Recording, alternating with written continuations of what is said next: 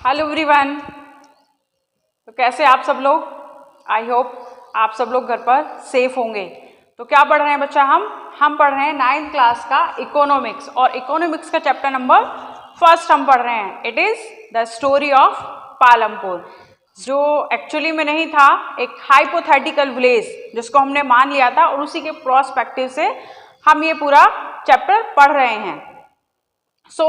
दो हमने वीडियो इसके कर लिए हैं, जिसमें हमने पालमपुर को देख लिया था कि पालमपुर किस तरह का विलेज था, क्या क्या फैसिलिटीज वहां पर थी, and after that the factors of production, कि किसी भी चीज को प्रोड्यूस करने के लिए हमें कौन कौन से फैक्टर्स लगते हैं वो भी हमने इसमें देख लिया है। कौन कौन से फैक्टर्स थे? Yes, first is the land, second is the very good labour, yes, third physical capital, और फोर्थ इज ह्यूमन कैपिटल। तो वो हमने पढ़ लिया है। आज का जो हमारा टॉपिक है बच्चा, वो है फार्मिंग इन विलेज पालमपुर, कि जो पालमपुर के फार्मर्स थे वो किस तरह से फार्मिंग करते थे, क्या उनकी प्रॉब्लम्स थी, क्या क्या फैसिलिटीज उनके पास थी, किस तरह से वो अपना प्रोडक्शन करते थे, और किस तरह से वो अपना सरप्लस सेल करते थे। तो वही हम इस वीडियो में पढ़ने वाले हैं। तो let us start. Farming in village Palampur, most of the people of Palampur engage in the farming activity, but there is a limitation of land as a resource. और वो लिमिटेशन क्या थी बच्चा? लिमिटेशन ऑफ द लिमिटेशन का मतलब क्या होता है? एक कमी ऑफ अ लैंड रिसोर्स, और वो कमी थी land is fixed. Land is fixed, जो लैंड है वो फिक्स है। देखिए, जैसे जैसे पॉपुलेशन इंक्रीज हो रही है, तो पॉपुलेशन इंक्रीज होने के साथ साथ उसकी जो डिमांडेड है वो भी इंक्रीज होंगी, उसकी जो जरूरत है, उसकी जो नीड्स है वो भी इंक्रीज होंगी। तो जैसे पॉपुलेशन इंक्रीज हुई तो उनके लिए हाउसिंग प्रॉब्लम हुई, तो हाउसिंग प्रॉब्लम के लिए हम एक सोल्यूशन हम कह सकते हैं कि हमने मल्टी स्टोरीड बिल्डिंग्स बनाना शुरू किया। तो क्या फार्मिंग में हम ऐसा कुछ कर सकते हैं कि हमने पहले एक क्रॉप को ग्रो किया, उसके ऊपर दूसरी, उसके ऊपर तीसरी, उसके ऊपर नेक्स्ट? तो क्या हम ऐसे कर सकते हैं? मल्टी स्टोरीड क्रॉपिंग सिस्टम है? नो, कोई भी क्रॉप हवा में प्रोड्यूस नहीं हो सकती है, उसके लिए हमें लैंड लगती है, लैंड चाहिए। But land is fixed, land तो फिक्स है, वो उसमें कोई इलास्टिसिटी नहीं है कि हम उसे डबल कर पाएं, हम उसे ट्रिपल कर पाएं, हमारी जैसे जैसे जरूरतें बढ़ी तो हम उसको भी बढ़ाते चले जाएं। नो, उसको हम इंक्रीज नहीं कर सकते हैं, उसको हम डिक्रीज नहीं कर सकते हैं। तो ये इसका लिमिटेशंस हो गया। And the all land of Palampur cultivated, जितनी भी लैंड ऑफ पालमपुर थी वो सब कल्टीवेटेड थी। नो लैंड लेफ्ट आइडल, कोई भी लैंड बेकार नहीं पड़ी हुई थी, खाली नहीं पड़ी हुई थी। जितनी भी लैंड थी उसको यूज किया जा रहा था, उस पर कल्टीवेशन किया जा रहा था। रेनी सीजन, जैसे रेनी सीजन में खरीफ क्रॉप होती हैं, तो वो फसलें वहां पर कल्टीवेट की जा रही थी। जैसे ज्वार बाजरा जो अपने कंजप्शन के लिए वो रख लिया, और एज अ फोडर उसको यूज किया अपने कैटल्स के लिए।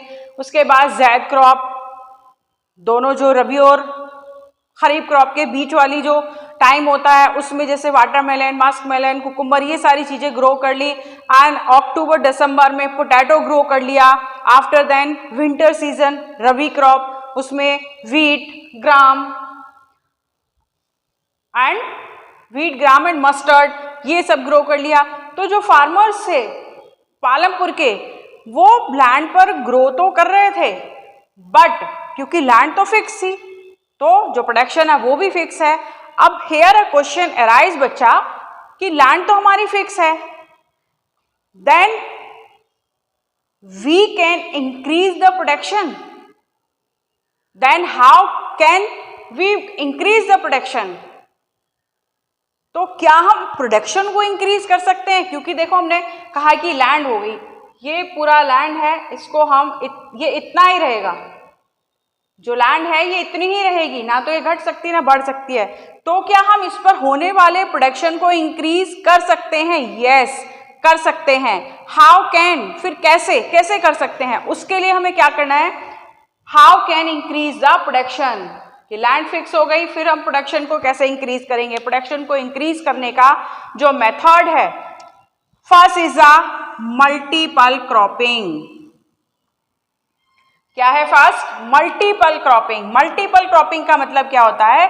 To grow more than one crop on a piece of land, to grow more than one crop on a piece of land during a year.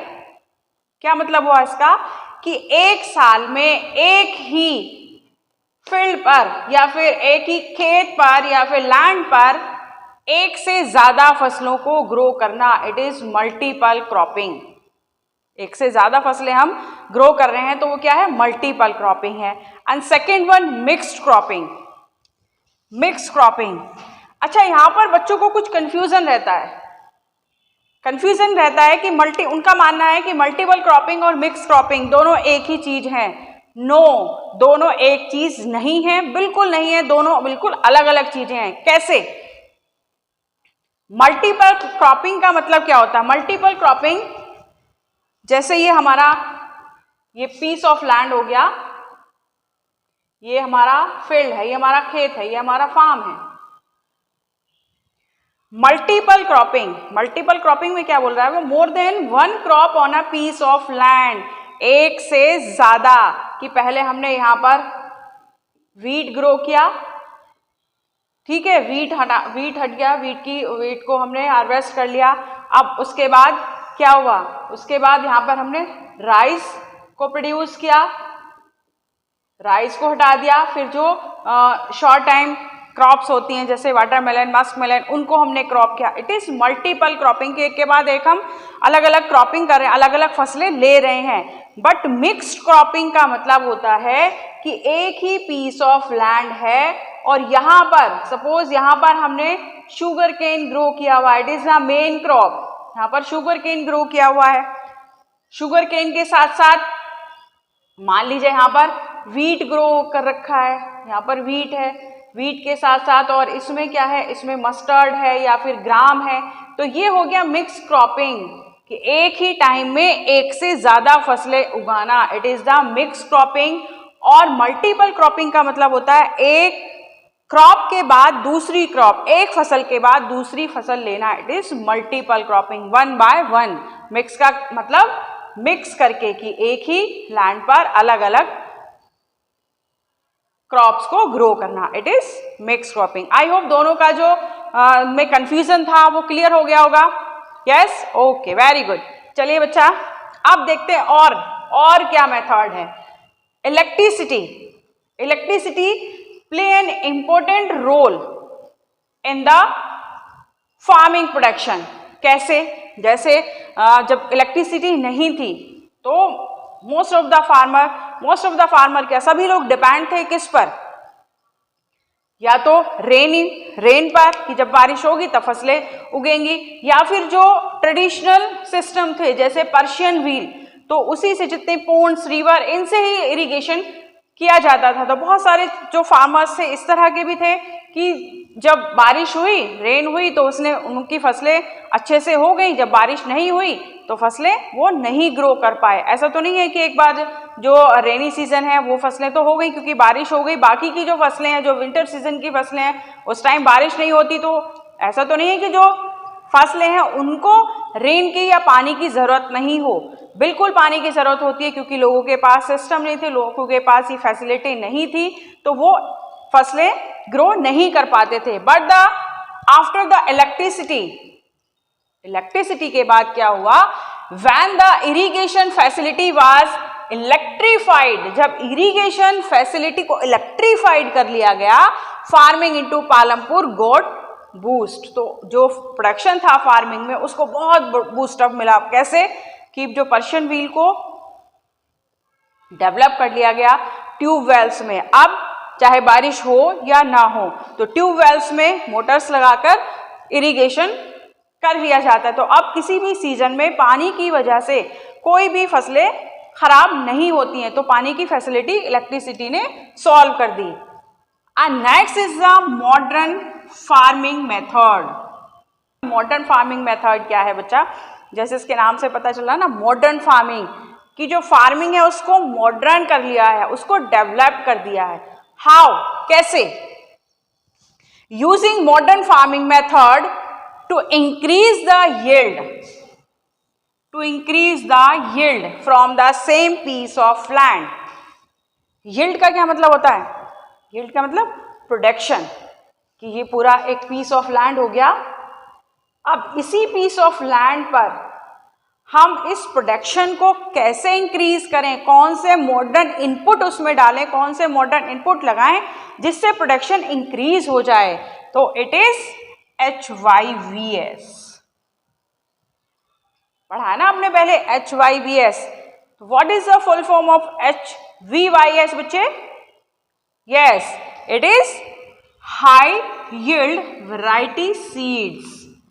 High yield variety seeds, जो traditional seeds थे उसके jeans में कुछ changes करके, उसको develop करके, उसको इस तरह से उसमें चेंजेस किए गए कि उससे जो प्रोडक्शन था वो बहुत ज़्यादा इंक्रीज हो गया, बहुत ज़्यादा बढ़ गया।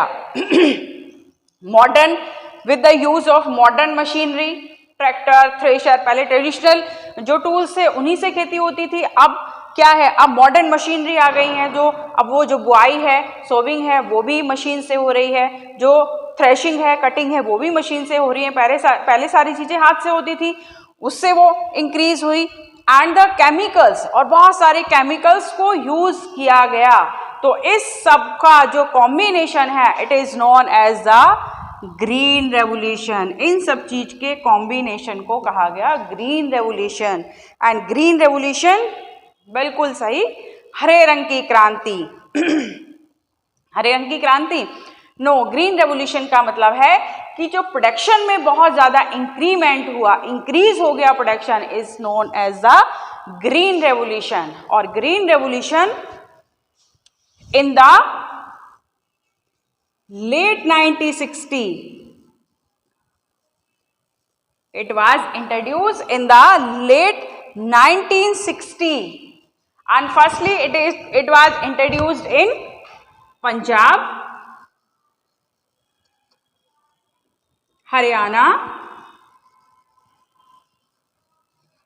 and Western Uttar Pradesh।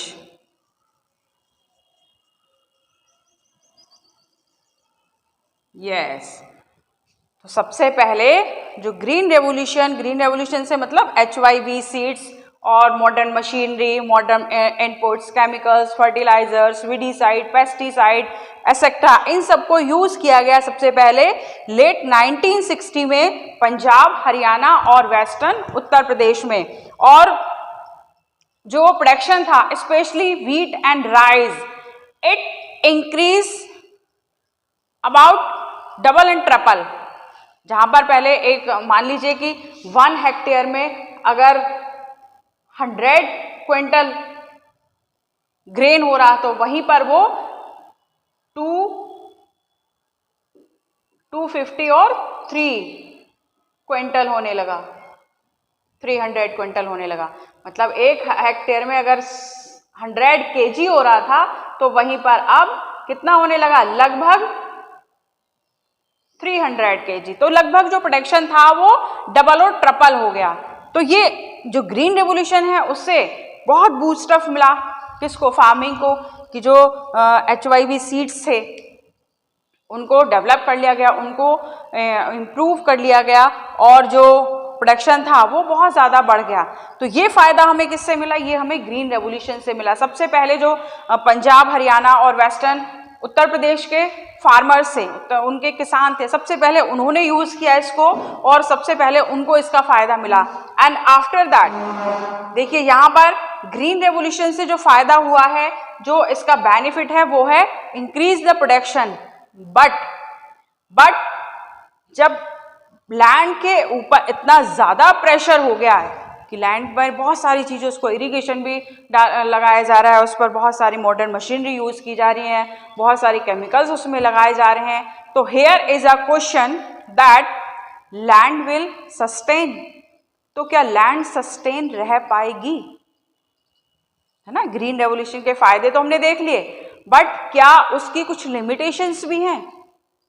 Yes, limitations हैं। तो क्या लिमिटेशंस हैं, या फिर कैसे जो लैंड है वो सस्टेन नहीं रह पाएगी? तो उसके लिए देखिए, विल द लैंड सस्टेन, तो क्या वो लैंड सस्टेन रह पाएगी? जब उसके ऊपर इतना ज़्यादा प्रेशर होगा तो क्या वो सस्टेन रह पाएगी? और we can say the limitation of the green revolution, green revolution की लिमिटेशन क्या है? बेनिफिट्स देख लिया, लिमिटेशंस क्या हैं? Scientific report indicate that the modern farming method have overuse the natural resource. तो जो साइंटिफिक रिपोर्ट है वो इंडिकेट करती है क्या, कि जो भी नेचुरल रिसोर्सेज हैं उसमें ग्रीन रेवोल्यूशन में उन सबको ओवर यूटिलाइजेशन किया जा रहा है, उसको ओवर यूज किया जा रहा है। तो फिर क्या होगा अगर उसको बहुत ज़्यादा ओवर यूज किया जा रहा है, ओवर यूटिलाइजेशन उसका किया जा रहा है, एंड तो डिप्लेशन हो जाएगा ना, कि अगर हम किसी चीज़ को बहुत ज़्यादा यूज करते हैं तो उसकी कमी हो जाती है, उसको डिप्लेशन होना शुरू हो जाता है। Chemical fertilizers provide minerals to the plant, ये हमें पता है कि जो केमिकल फर्टिलाइजर हैं वो प्लांट्स को मिनरल्स प्रोवाइड कराते हैं, but these may not retain in the soil for long, so they may escape the soil and pollute the ground water, कि वो डिजॉल्व होकर प्लांट्स को तो मिनरल्स प्रोवाइड कराते हैं, उसको तो वो न्यूट्रिशन देते हैं, लेकिन वो बहुत टाइम तक सॉइल में रिटेन नहीं हो पाते हैं और धीरे धीरे वो ग्राउंड वाटर तक पहुंच जाते हैं, और जहां पर जाकर वो ग्राउंड वाटर को पॉल्यूट करते हैं। ये इसका क्या हुआ, ये इसका लिमिटेशन हुआ ग्रीन रेवोल्यूशन का। और क्या लिमिटेशन है? Continuous use of ground water, कि हमने केमिकल फर्टिलाइजर डाले, उसके बाद हमने इरिगेशन की हमें बहुत ज़्यादा ज़रूरत पड़ती है उसमें, तो ground water for the tubewells irrigation has lead to the depletion of the water table. तो बार बार या फिर बहुत ज़्यादा ओवर यूज करने के वजह से, करने के कारण जो वाटर टेबल है, जो वाटर लेवल है, वो धीरे धीरे धीरे धीरे डिक्रीज होता जा रहा है, धीरे धीरे कम होता जा रहा है। कि जो पहले क्या था कि जो भी रिवर्स का, कैनल्स का जो वाटर था उसी को यूज किया जा रहा था। आज क्या है, आज इरिगेशन के लिए हम कहीं पर भी मोटर लगाते हैं और जो भी वाटर लेवल है, जो भी जमीन के अंदर पानी है, उसको खींचकर बाहर निकाल लेते हैं। तो क्या होता है कि धीरे धीरे जो वाटर लेवल है वो डिक्रीज होता जा रहा है, जो पानी है उसकी कमी होती जा रही है। और continuous use of chemical fertilizer has lead to degradation of soil health.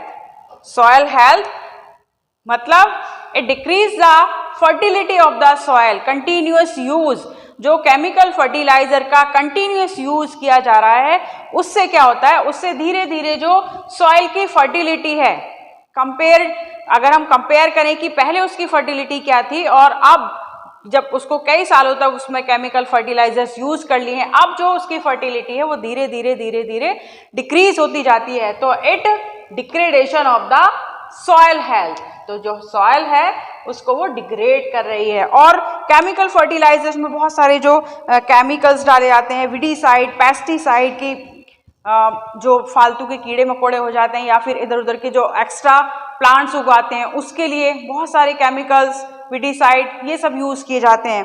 तो इससे क्या होता है कि इससे जो भी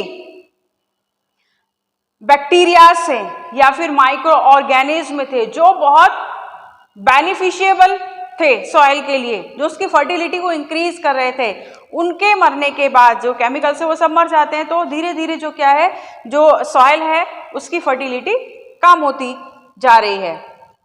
ये सारे लिमिटेशंस हैं, ये सारे दुष्परिणाम हम कह सकते हैं ग्रीन रेवोल्यूशन के। लेकिन जो हमारा डेटा है वो दिखा रहा है कि ईयर बाय ईयर जो प्रोडक्शन है वीट का, राइस का, पल्सिस का, वो ग्रीन रिवोल्यूशन से इंक्रीज तो हो रहा है, लेकिन उससे दूसरी तरफ वाटर लेवल डिक्रीज हो रहा है, सॉइल की जो सेहत है, सॉइल की जो हेल्थ है, जो उसकी फर्टिलिटी है, वो धीरे धीरे कम हो रही है। And environmental resources like soil fertility and ground water, जो एनवायरमेंटल रिसोर्सेज हैं, soil fertility and ground water are built up over year, मतलब उसको बुल्ट होने में बहुत सारे हजारों लाखों ईयर्स लग जाते हैं। वंस डिस्ट्रॉयड, और एक बार अगर वो डिस्ट्रॉय हो गए, खत्म हो गए, it is very difficult to restore them, तो उनको रिस्टोर करना बहुत ज़्यादा मुश्किल है, बहुत ज़्यादा टाइम लगता है कि अब हम उसको बहुत ज़्यादा ओवर यूज़ कर रहे हैं, हम उसको जितनी स्पीड से वो डेवलप हो रहे हैं उससे ज़्यादा स्पीड से हम उसको यूज़ कर रहे हैं। इसका मतलब वो बन कम रहे हैं और हम उसको यूज़ ज़्यादा कर रहे हैं, तो क्या हो रहा है, वो डिप्लेशन होता जा रहा है। तो हमें क्या करना है, हमें जो उसका यूज़ है वो इस तरह से करना है कि वो सस्टेन रह सके, जो सेहत है किसकी, सॉइल की, लैंड की, वो सस्टेन रह सके। So we must take care of the environment to ensure future development of agriculture. तो हमें क्या करना है, हमें टेक केयर करना है एनवायरमेंटल का, जो हमारे नेचुरल रिसोर्सेज हैं उसको इस तरह से यूज़ करना है। ऐसा नहीं कि हम उसको यूज़ करते जा रहे हैं, करते जा रहे हैं, करते जा रहे हैं, अपना भला करते जा रहे हैं, जो फ्यूचर जनरेशन है उसको बहुत सारी डिफ़िकल्टीज फेस करनी पड़े। तो हमें इस तरीके से यूज़ करना है कि हम भी यूज़ कर पाएँ और जो हमारी आने वाली जनरेशन है उसको भी हम कुछ रिसोर्सेज हैंड ओवर कर पाएँ। So this is all about this topic, and topic is farming in village Palampur. तो कैसे पालमपुर में फार्मिंग हो रही थी ये सब हमने समझ लिया है। So next topic will be distribution of land.